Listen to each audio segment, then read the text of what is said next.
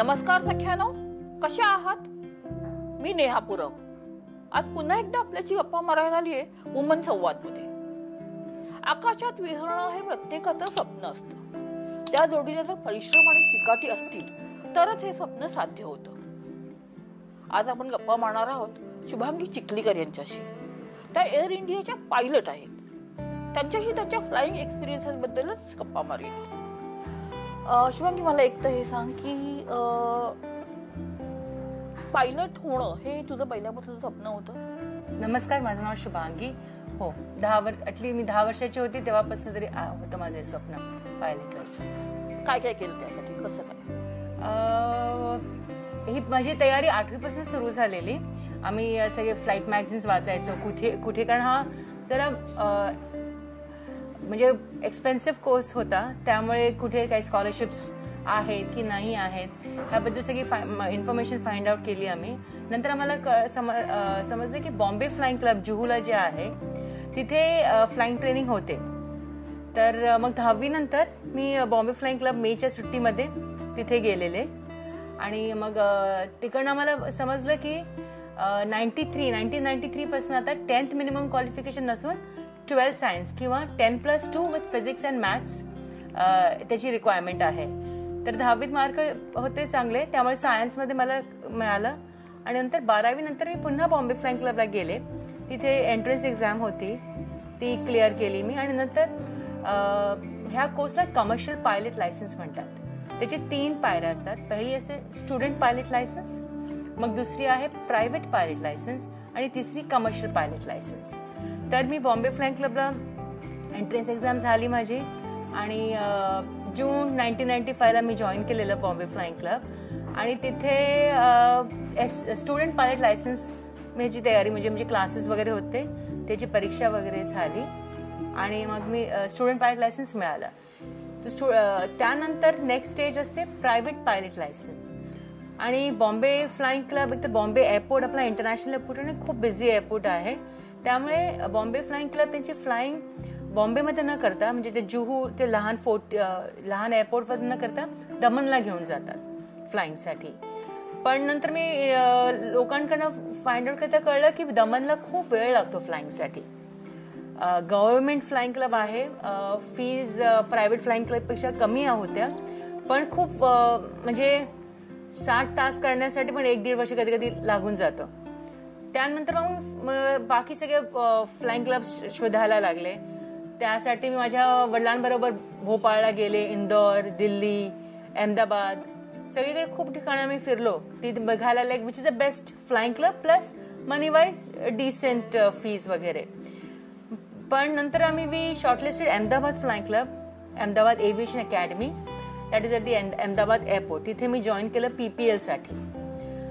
तर तिथे मी 60 तास करायला म्हणजे तिथे पुन्हा एक इंटरव्ह्यू वायवा होती आमची विथ जो आपण कसं शाळेमध्ये कसं प्रिन्सिपल असतो तसं फ्लाइंग क्लबचा हेडला चीफ फ्लाइंग इन्स्ट्रक्टर म्हणतात, CFI. तर CFIने एक छोटीशी वायवा वगैरे घेतली माझी. I cleared that and then I started my flying. जेव्हा मी अहमदाबाद एव्हिएशन अकॅडमी जॉईन केलं हा विचार नाही की मी तिथेच माझे तेव्हा 200-250 तास लागायचे to get commercial pilot licence. So I decided अहमदाबादमध्ये मी माझे फुल फ्लाइंग आवर्स कम्प्लीट करेन आणि get my commercial pilot licence तिथेच. तर मी जेव्हा जॉईन केलं तेव्हा कळलं की PPLचे पण एक्झाम्स असतात. एक क्लास 1 मेडिकल असते. दॅट क्लास 1 मेडिकल इधर बँगलोरला होते किंवा दिल्लीला एअरफोर्स हॉस्पिटल्समध्ये. तर ठीक आहे, क्लिअर्ड माय मेडिकल्स. मग PPLचे आमचे सब्जेक्ट्स असतात, त्या नाव आहे navigation, meteorology, technical, air regulation, radio telephony आणि त्यामध्ये आमचे मिनिमम 70 पासिंग मार्क्स लागतात. It's an objective type paper. फक्त तेव्हा navigation was it subjective paper. तर ते पेपर्स मी क्लिअर केले. आणि to get a PPL we need 40 hours. तर 40 तासाची फ्लाइंग पण पूर्ण केली. नंतर मला अहमदाबादला असताना समजलं की एक अकॅडमी आहे, Indira Gandhi Rashtriya Udan academy. That is almost 100 kilometres from Lucknow and it was started by Rajiv Gandhi. हे late prime minister Rajiv Gandhi, he was a pilot with Indian airlines. आणि तर विथ हिज इन्स्ट्रक्टर कॅप्टन दावर त्यांना मिळून त्याने रायबरेली कॉन्स्टिट्युन्सी पासून 15 किलोमीटर आहे. तिथे त्यांनी खूप very very beautiful academy they started with the best of state of art aircraft, ground classes, amazing, very high standard. तिथे पण they to take an entrance exam, only 20 students were selected. So and luckily there were scholarships also, good scholarships. तर पण त्यांची requirement होती PPL आणि 60 तास. Normally आमचं private pilot लायसन्ससाठी 40 तास लागायचे, but to get admission you need a prerequisite was PPL with 60 hours. तर मी अहमदाबादला असून 20 आवर्स पूर्ण केले. And then I went to Fursatganj. Actually रायबरेलीपासून 15 किलोमीटर आहे फुर्सतगंज म्हणून. इट्स अ गाव, अजूनही गावही आहे. And it's a open space and a very beautiful academy. In fact if somebody who's passed out from IGRUA, short form त्याचा IGRUA होतं, is equivalent to an IIM for management or IIT for engineering. Oh, so amazing. So luckily 20 students मध्ये selection झालं. I was 6th all India ranking, but the good part was I was first among girls. So there's a Rajiv Gandhi Foundation Trust आहे, where they give almost 75% scholarship for the first 2 girls. So the 4 lakhs fees होती आमची. I got like 3,75,000 scholarship and 25,000. तिथे मी flying club वगैरे I finish my flying. Total 60 hours तर already केलेले 60 तास, तर 190 तास तिथे. There amazing. आधी सिंगल इंजिन एअरक्राफ्ट असतो. सिंगल इंजिन म्हणजे जस्ट 1 इंजिन. Then they send us to multi engine. Multi engine is like any aircraft having 2 or more engines. So तिथे आम्ही म्हणजे फ्लाइंग तिथे केली आम्ही. like almost 20 hours of multi-engine and 170 hours on single engine.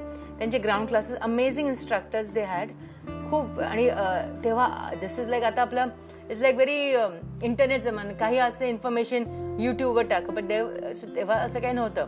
So we had very well equipped library. Audio cassettes होते, video cassettes होते for all these different subjects. आणि like think about the books he had. Like there was this एक lot of from Oxford University चे पुस्तक होते. Even Oxford University in UK conducts flying training. It's very expensive, but त्यांचे सगळे study material was made available. That's what when Rajiv Gandhi started up this academy, he had also we had the access to the best of the books related to aviation. So it was amazing, and it was a huge place, very nicely done up place. So I finished my CPL. आणि तेव्हा IGRUA was the only place जेव्हा Air India Indian alliance used to go for campus interviews. They should directly select because the students train from IGRUA were far access, because they had lot of access to things. त्यामुळे the training was far better than the other flying clubs, because त्यांच्याकडे there was not that infrastructure नव्हता. IGRUA had that infrastructure. So then that's how I did my student pilot licence in Bombay flying club. Then private pilot license which is PPL in Ahmedabad, आणि मग commercial pilot license IGRUA मध्ये. And then luckily there were openings. Me clear झालं December 2000, but then there were little openings एवढे नव्हते. आणि then beach मध्ये ते आपलं 9/11 Twin Tower was brought down. त्यामुळे like all the openings were frozen for some time. But then in 2003 I got selected with Air India. And then I'm a part of Air India since Jan 2004. कसा experience आहे हा फ्लाइंगचा experience हा कसा आहे? I thoroughly enjoy flying actually. कारण इथे कसं माहितीये, लाईक ना प्रत्येक दिवस हा असा वेगळा असतो. कारण यू डोंट एक्सपेक्ट. आता आय डोंट नो ना, आपल्याला माहित नाही. आता कधी ऊन असतं, कधी इट्स लाईक क्लाउडी. आता तर similarly it's like I don't know, I cannot predict the winds. Sometimes the winds are very calm. Sometimes the winds are strong. Every day it is a different environment जिथे आम्ही land करतो. आणि this is one field एक होतं ना, like appreciation for the job you get immediately. Like once I know I've done a good landing, so you get a pat on your back, immediate appreciation असतो तिथे. आणि plus I think I was very lucky that I joined Air India. तेव्हा there was no merger. तेव्हा Indian Airlines, Air India is a different part. So Air India part was the airline which is to fly internationally. So I have never flown domestic as such. One odd Delhi back, Hyderabad back. But so I've got exposure of different airports. So it's a different thing internationally. Handling the ATC असते, Air Traffic Controller, is basically who tells us, gives us clearance to land. So त्यांचे it's all वेगवेगळे त्यांचे असतात. It's called like आपण कसं बोलू की asking direction. It's like called vectoring. It's called vectoring. तर the vectoring of the aircraft is कधी वेगळं असतं, कधी आम्ही साऊदीला गेलो ते वेगळं असतं. So that exposure that I got being a part of Air India was very fulfilling on a personal and a professional level, I will say.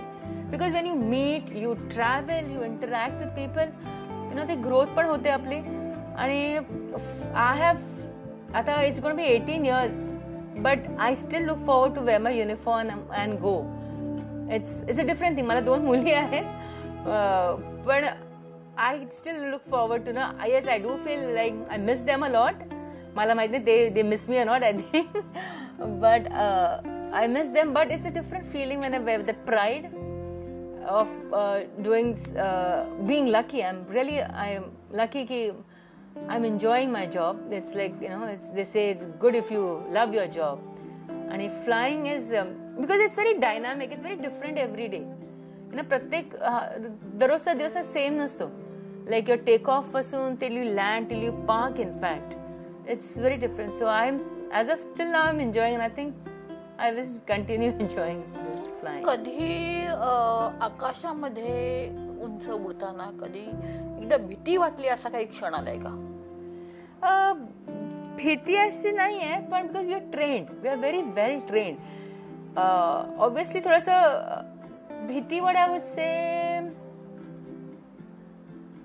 भीती नाही, maybe sometimes you get little stressed certain condition कसं handling, पण भीती असं नव्हती, अशी कधी आली, अशी भीती नाही वाटली मला. सुरुवातीला असेल जेव्हा मी सुरुवात केली फ्लाइंग मध्ये, वेन आय लाईक अहमदाबाद, मला आठवतं की अहमदाबादला there was like when you fly this लहान प्लेन्स ना, जास्त आपण we don't go on a height, असंच असतं. तर you have to see the landmarks खालचे and come back to the airport. तर once I was Ahmedabad, I was flying, आणि आमचे लँडमार्क होते चिमनीज. ते चिमनीज दिसायचे ते फॅक्टरीजचे, आणि then we used to know की अच्छा ह्याच्या राईट साईडला एअरफील्ड आहे, so we have to go. तर इट वॉज क्लाउडी मॉन्सून, आणि सडनली मी राईट टर्न केला, आणि आय वॉज एक्सपेक्टिंग की मला ते चिमनीज दिसतील, पण there was one big patch of cloud, I couldn't see. तेव्हा मला भीती वाटली की म्हणजे मी हरवले की काय. But then luckily I managed it. I knew what direction. But after being a part of it, bhiti asa nahota. Yes, you do get worked up. You do get stressed of certain situations. But the training of Air India is good. They train us. In fact, I would say all airlines would be the same. Every emergency is trained. Like for emergencies, आमचं ना almost वर्षातनं 4 ते 5 असे ना simulator sessions असतात, 2-2, 4-4 तासाचे. Where obviously because in the passenger aircraft you can't, म्हणजे आपण एमर्जन्सीचे प्रॅक्टिस करू नाही शकत. So everything is practice. म्हणजे समजा तुमचं इंजिन फेल झालं, समटाइम्स एक प्रेशरायझेशन फेलियर झालं, समटाइम्स कधी लँडिंग गिअरला आग लागली, the how would you do it. So all this almost 5 ते 6 वेळा आमचे चेक्स होतात, आमचे लाईक रिफ्रेश, म्हणजे refresh give us training, refresher training, and mag check. So it is good amount of training is given. And initially जेव्हा आपण airline join पण करतो, we have like very extensive training, ground training and flying training. मग checks होतात, and then you are released as a first officer. And obviously I am a commander now, and then after first officer also as a when you are going to be trained for a commander, पुन्हा त्याची ground classes असतात, त्यांचे checks, पुन्हा like 40-50 सेक्टर्सची training असते. म्हणजे 40-50 sectors म्हणजे almost 40-50 landings are checked for, आणि त्यानंतर त्यांचे 10 मेन चेक्स असतात. So lot of training goes into this before you are actually given the responsibility of such a big plane. खूप आनंदाचा क्षण आहे का कुठला? Yeah, when I got job in Air India, it was my dream. I was very happy to be part of the national carrier. And when I got my command 2013 मध्ये, these are the 2 happy moments of my life. I was very happy 2013 मध्ये when I became a commander of Boeing 777. 777 it's a big plane, almost a capacity of 340 passengers, and it's a big plane. For माझ्यासाठी एक normal middle class गर्ल्ससाठी खूप मोठे आहे. Big thing to be given the charge of commanding this plane and plus म्हणजे 340 passengers almost there are like what 16 cabin crew and 3 subordinate pilots. So it's a big that I could the airline thought me capable and I could prove that capability to take this responsibility. सख्यानं खरंच खूप गोष्टी नवीन कळल्या आपल्याला या पायलटच्या training मधल्याही कळल्या आणि एकूण pilot म्हणून जबाबदारी सांभाळताना काय करावं लागतं याच्याबद्दलच्याही खूप नवीन गोष्टी कळल्या आपल्याला. आपण शुभांगी चिखलीकर यांचे आभार मानूया आणि पुन्हा भेटूया वुमन संवाद मध्ये.